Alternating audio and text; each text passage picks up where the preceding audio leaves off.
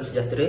Bersama saya Muhammad Saburuddin bin Muhammad Kerehan dalam segmen berita terkini yang akan membincangkan isu penggunaan bahasa Melayu dalam kehidupan seharian. Hari ini fokus kita ialah mengenai isu kesalahan bahasa dan juga kerancuan bahasa yang semakin kerap berlaku dalam kalangan masyarakat. Kerancuan bahasa ini merujuk kepada penggunaan bahasa yang bercampur-campur. Contohnya apabila penutur mencampurkan bahasa Melayu dan juga bahasa Inggeris dalam satu ayat. Sebagai contoh, seperti peserta akan menerima jersey acara, sijil penyertaan, medal serta berpeluang memenangi cabutan bertuah.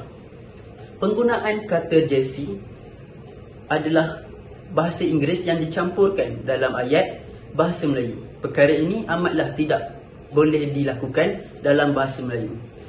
Sepatutnya perkataan jersey ini perlu dieja dalam penggunaan bahasa Melayu yang betul, iaitu J-E-R-S-I, jersey, bukan J-E-R-S-E-Y. Perkataan ini telah menunjukkan satu contoh yang tidak baik di dalam media sosial. Contoh yang seterusnya, tengok nama pemenang naik kat page. Perkataan page ini adalah perkataan bahasa Inggeris yang telah dicampurkan di dalam ayat bahasa Melayu. Perkataan page ini boleh diterjemahkan dalam bahasa Melayu iaitu halaman. Jadi perkataan ini boleh ditukarkan, ayat ini boleh ditukarkan dengan tengok nama pemenang di halaman tersebut. Jadi perkara ini tidak akan menimbulkan sebarang isu kerancuan bahasa. Jadi perkara ini perlulah dielakkan sama ada di dalam lisan maupun di dalam tulisan. Seterusnya,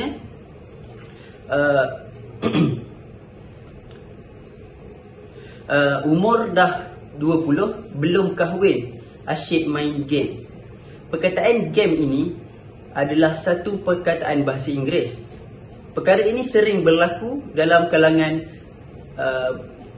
budak muda berusia dan juga warga emas. Perkara ini perlulah dielakkan kerana apabila perkara ini sering dilakukan, ia menjadi satu normalisasi yang mungkin boleh membawa kepada impak yang lebih teruk di masa hadapan.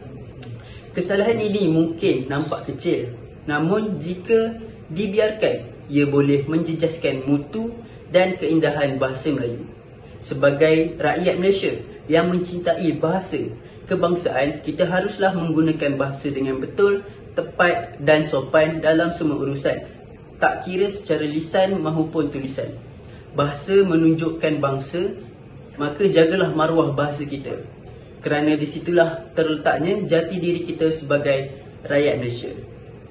Seterusnya kita akan pergi kepada pemberita yang... Terima kasih rakan setugas. Contoh kerancuan bahasa yang saya perolehi ialah nasib baik sempat order, cepat beli, nanti sold out. Jenis kesalahan yang saya dapati di dalam ayat ini ialah pencampuran kod bahasa ataupun kerancuan bahasa, iaitu mencampurkan perkataan bahasa Inggeris ke dalam ayat bahasa Melayu tanpa keperluan rasmi atau konteks yang sesuai. Perkataan yang menjadi salah, yang menjadi kesalahan ialah order dan sold out yang merupakan perkataan bahasa Inggeris. Ayat yang lebih tepat dalam bahasa Melayu baku ialah nasib baik sempat membuat pesanan, cepat beli, nanti habis dijual. Ataupun nasib baik sempat pesan, cepat beli, nanti habis. Penjelasan yang saya boleh berikan kepada anda ialah order sepatutnya digantikan dengan perkataan pesan atau membuat pesanan, dan sold out pula sepatutnya digantikan dengan habis dijual.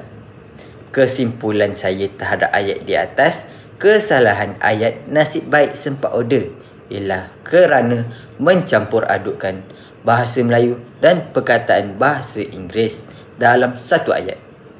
Penggunaan yang betul seharusnya konsisten dalam satu bahasa.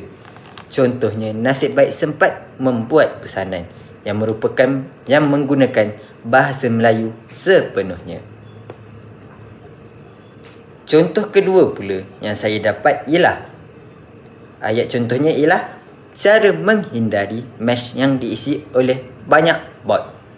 Jenis kesalahan yang saya sedar di dalam ayat ini ialah pencampuran kod bahasa ataupun kerancuan bahasa seperti ayat di atas, iaitu mencampurkan bahasa Melayu dan bahasa Inggeris dalam satu ayat. Perkataan yang menyebabkan kesalahan ialah mesh, iaitu bahasa Inggeris dan juga bot yang merupakan bahasa Inggeris juga. Bot merupakan istilah permainan video. Penjelasan saya terhadap ayat di atas dalam konteks bahasa Melayu, sebaiknya semua perkataan digunakan dalam satu bahasa yang konsisten.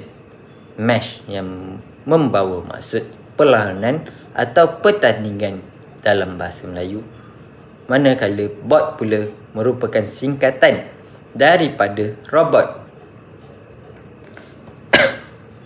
iaitu yang digantikan sebagai pemain maya. Bentuk yang betul untuk ayat di atas ialah cara menghindari perlawanan yang diisi oleh banyak pemain maya.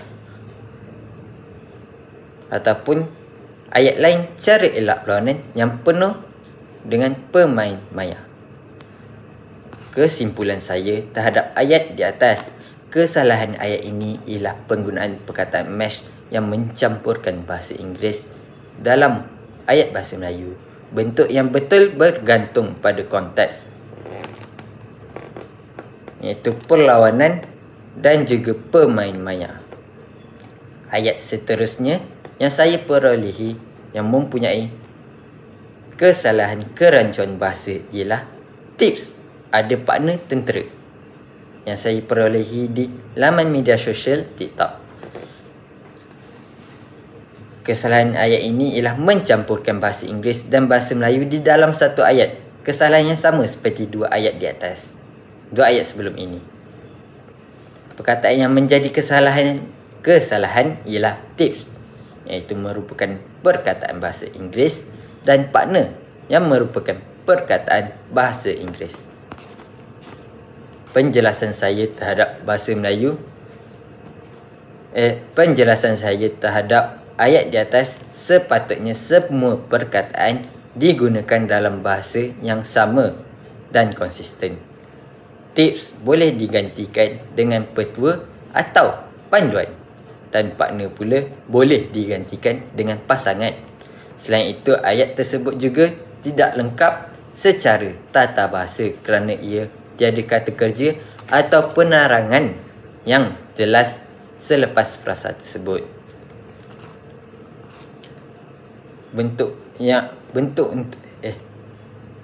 Ayat yang betul untuk kesalahan di atas ialah petua mempunyai bahasa tentera.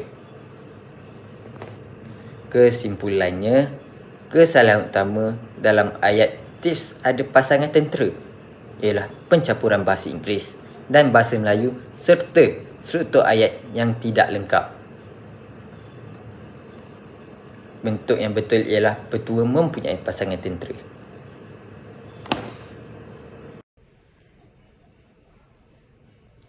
Terima kasih rakan setugas. Seterusnya saya ingin membincangkan tentang isu kerancuan bahasa yang sering berlaku di media sosial. Petikan yang saya pilih di media sosial iaitu platform TikTok yang berbunyi, "First time aku nampak bapa aku nangis masa nenek aku meninggal."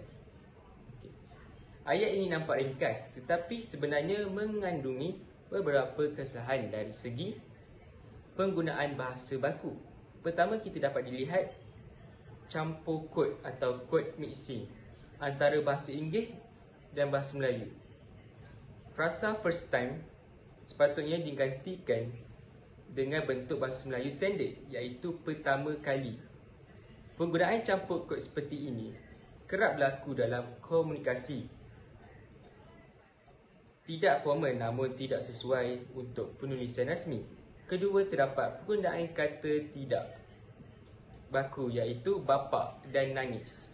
Dalam bahasa Melayu, baku perkataan yang betul ialah ayah dan menangis. Selain itu, ayat ini juga tidak menepati struktur ayat formal kerana tiada tanda baca yang betul dan tidak dimulakan dengan huruf besar. Jika ditulis dengan betul, ayat ini sepatutnya berbunyi, pertama kali saya melihat ayah saya menangis ialah ketika nenek saya meninggal dunia.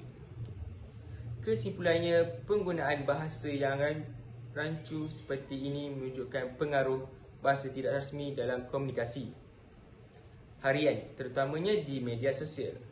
Sebagai penutur bahasa Melayu, kita perlulah berusaha mengekalkan penggunaan bahasa yang gramatis agar identiti dan keindahan bahasa Melayu sentiasa terpelihara. Seterusnya, kita pergi ke isu kerancuan bahasa dalam dialog WhatsApp. Sebagai contoh, hari ini saya ingin membentangkan satu contoh kerancuan bahasa yang terdapat dalam perbualan di aplikasi WhatsApp. Berikut ialah contoh dialog yang saya pilih. Contoh, "Weh, esok kelas start pukul berapa lah? Kalau tak silap aku 8 kot. Tapi saya cakap maybe delay sikit. Alamak, aku dah plan nak breakfast dulu. Chill lah, kalau lambat pun bukan dia marah sangat. Okey lah, see you tomorrow. Jangan lupa bring laptop tau. Roger that." Daripada dialog ini, kita dapat kesan beberapa bentuk kerancuan bahasa iaitu campur kod antara bahasa Melayu dan bahasa Inggeris serta penggunaan bahasa tidak baku. Contohnya perkataan class, maybe, chill, see you tomorrow dan bring laptop ialah perkataan Inggeris yang dicampur dalam bahasa Melayu. Penggunaan ini menyebabkan ayat menjadi tidak gramatis dalam konteks bahasa Melayu baku. Selain itu, seperti weh, lah, kot dan tahu pula merupakan kata tidak baku yang lebih sesuai digunakan dalam perbualan tidak rasmi. Dalam konteks penulisan ataupun komunikasi formal, kata ini perlu diganti dengan bentuk yang lebih tepat seperti hai, mungkin dan tahu. Jika ditulis dalam bentuk bahasa Melayu baku, ayat tersebut sepatutnya berbunyi, "Hai, kelas esok mula pukul berapa? Kalau tidak silap saya, pukul 8, tetapi pensyarah beritahu mungkin lewat sedikit. Saya sudah merancang untuk bersarapan dahulu. Tidak mengapa, jika lewat pun tidak begitu marah. Baiklah, jumpa esok. Jangan lupa bawa kopi terima." Kesimpulannya, penggunaan bahasa rojak seperti ini memang biasa dalam kalangan remaja, terutamanya di media sosial dan aplikasi sembang. Namun kita perlu tahu membezakan situasi, sama ada menggunakan bahasa santai untuk perbualan harian tetapi bahasa baku ni untuk penulisan akademik dan rasmi. Dengan cara ini, kita dapat mengekalkan keindahan dan martabat bahasa Melayu.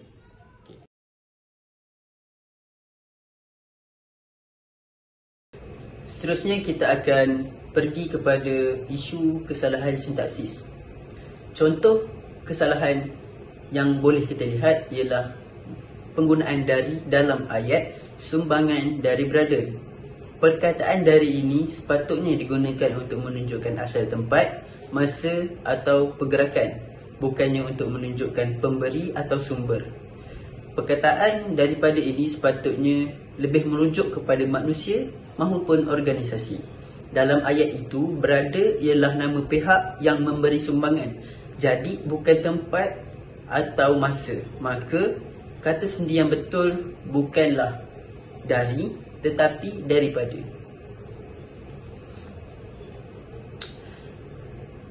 Untuk membetulkan ayat yang telah salah ini, sepatutnya ayat ini berbunyi seperti sumbangan daripada berada.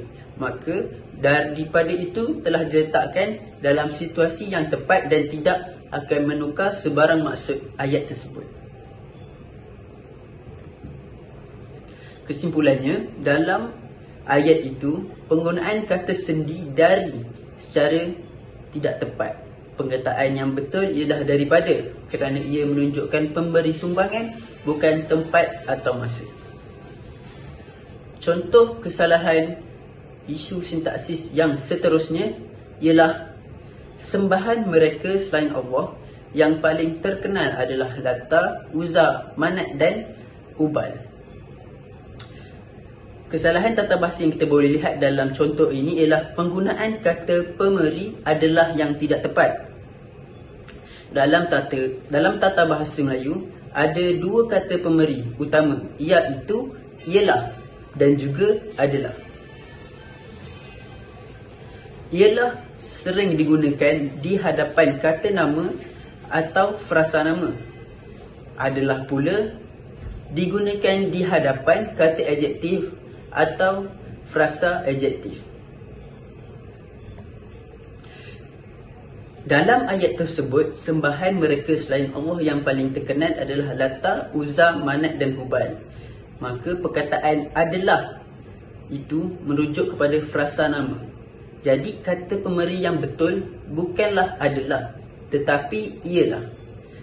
Untuk pembetulan ayat tersebut, ayat yang betul ialah sembahan mereka selain Allah yang paling terkenal ialah Lata, Uzza, Manat dan Hubal.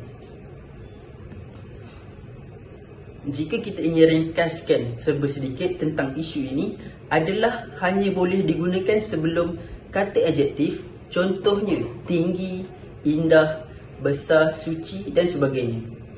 Ialah pula patutlah digunakan sebelum kata nama ataupun kata frasa seperti nama orang, tempat, benda atau konsep.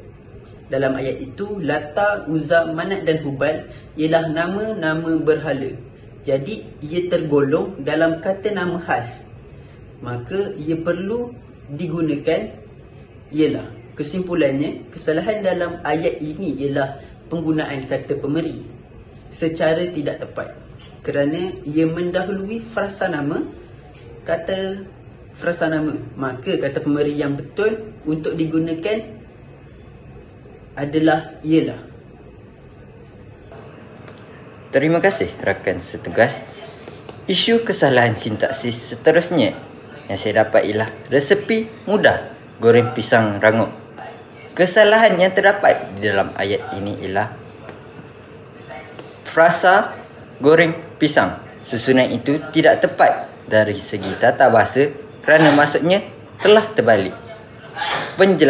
Dalam penjelasan tata bahasa, susunan kata menentukan maksud sesuatu benda. Pisang goreng bermaksud pisang yang telah digoreng, yang selalu dimakan oleh kita. Goreng pisang pula membawa maksud perbuatan menggoreng pisang. Jadi dalam konteks ayat ini, ia menyatakan resepi makanan, bukan tindakan memasak. Oleh itu, yang betul ialah pisang goreng, bukan goreng pisang. Bentuk yang betul, resepi mudah pisang goreng rangup, atau lebih ringkas, resepi mudah pisang goreng yang rangup.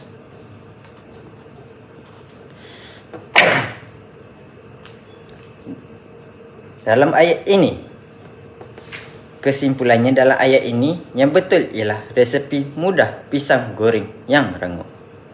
Seterusnya, isu kesalahan sintaksis yang saya dapat ialah ayat kesian isteri dia rindukan keluarga dia. Kesian isteri dia rindukan keluarga juga. Kesalahan yang saya dapati di dalam ayat ini ialah kesalahan pada perkataan rindukan. Kesalahan ini berpunca daripada penggunaan imbuhan kan yang tidak tepat pada kata dasar rindu. Dalam penjelasan tata bahasa, perkataan rindu ialah kata adjektif yang menunjukkan perasaan atau keadaan. Dalam bahasa Melayu pula, apabila kata adjektif seperti rindu diikuti dengan objek, iaitu orang atau sesuatu yang dirindui, ia memerlukan kata sendi nama akan, bukan imbuhan kan. Contoh yang salah ialah saya rindukan keluarga saya. Contoh yang betul pula ialah saya rindu akan keluarga saya. Imbuhan kan biasanya digunakan pada kata kerja transitif. perbuatan yang dilakukan terhadap sesuatu objek seperti menuliskan surat, iaitu perbuatan menulis surat. Memberikan hadiah, iaitu perbuatan memberikan hadiah kepada seseorang. Namun, rindu bukan kata kerja, jadi imbuhan kan tidak sesuai digunakan pada perkataan tersebut. Bentuk ayat yang betul untuk kesalahan ayat di atas ialah kesian isteri dia rindu akan keluarga juga. Atau dengan cara yang lebih kemas, iaitu kesian isterinya dia rindu akan keluarganya juga. Kesimpulan terhadap ayat di atas, kesimpulan ayat yang betul ialah kesian isterinya dia rindu akan keluarganya juga. Kesalahan pada rindukan berlaku kerana penggunaan imbuhan kan yang tidak sesuai pada kata adjektif rindu.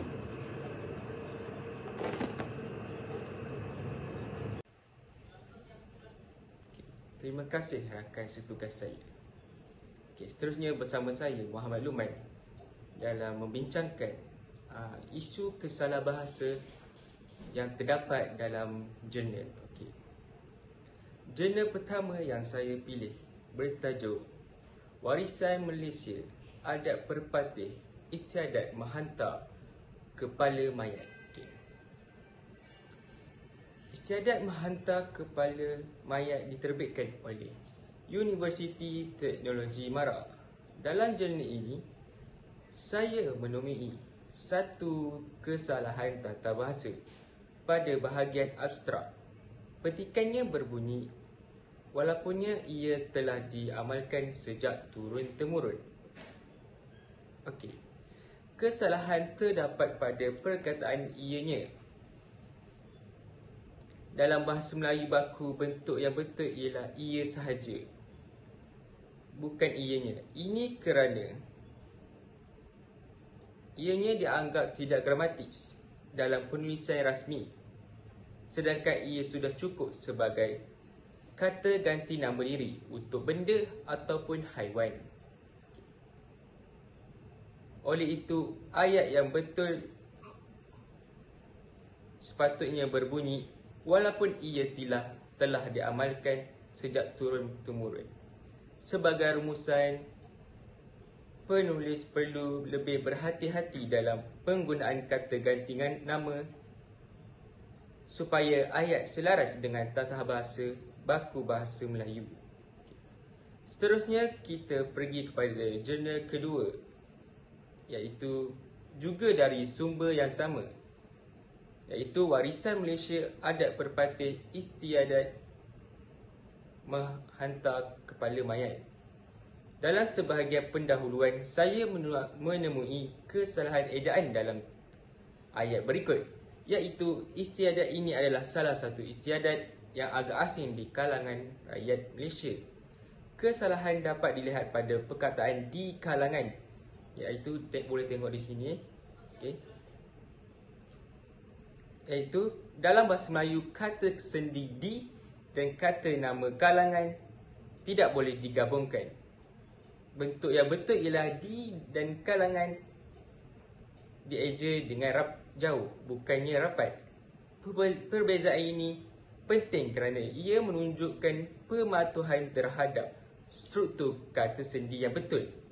Oleh itu, ayat yang telah dibetulkan ialah istiadat ini adalah salah satu istiadat yang agak asing di kalangan rakyat Malaysia, iaitu di kalangan itu dieja dengan jauh, bukannya rapat.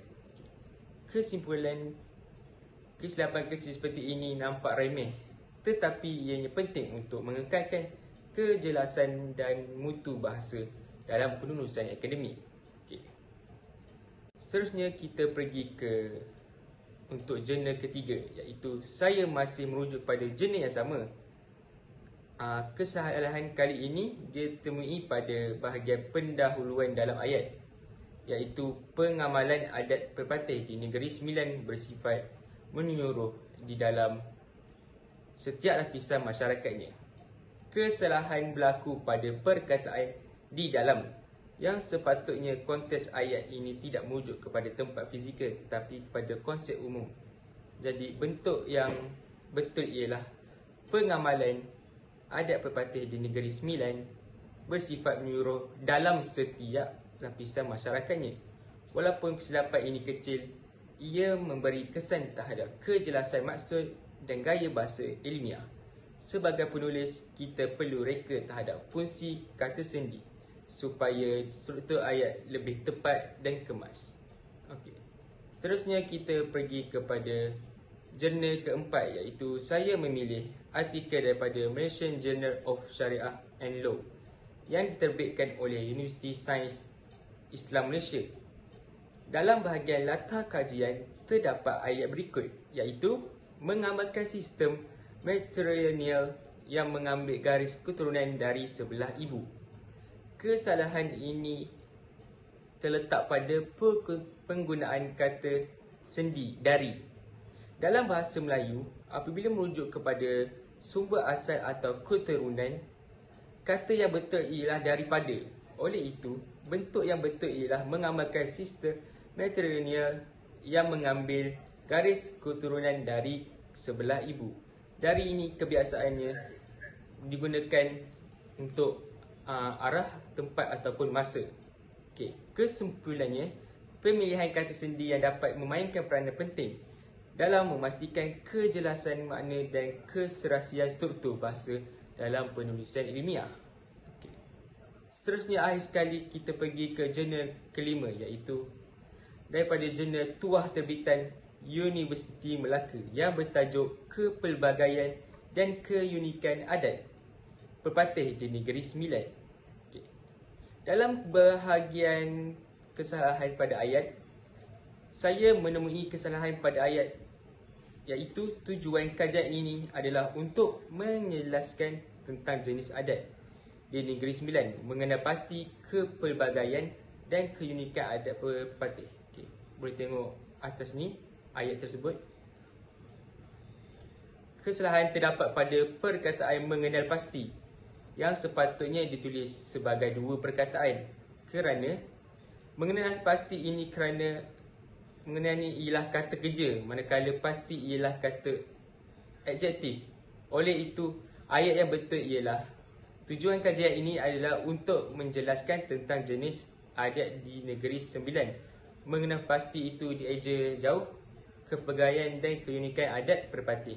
Sebagai rumusan, penulisan ilmiah memerlukan ketelitian terhadap ejaan dan struktur perkataan supaya makna tidak lari dan kualiti bahasa terjaga.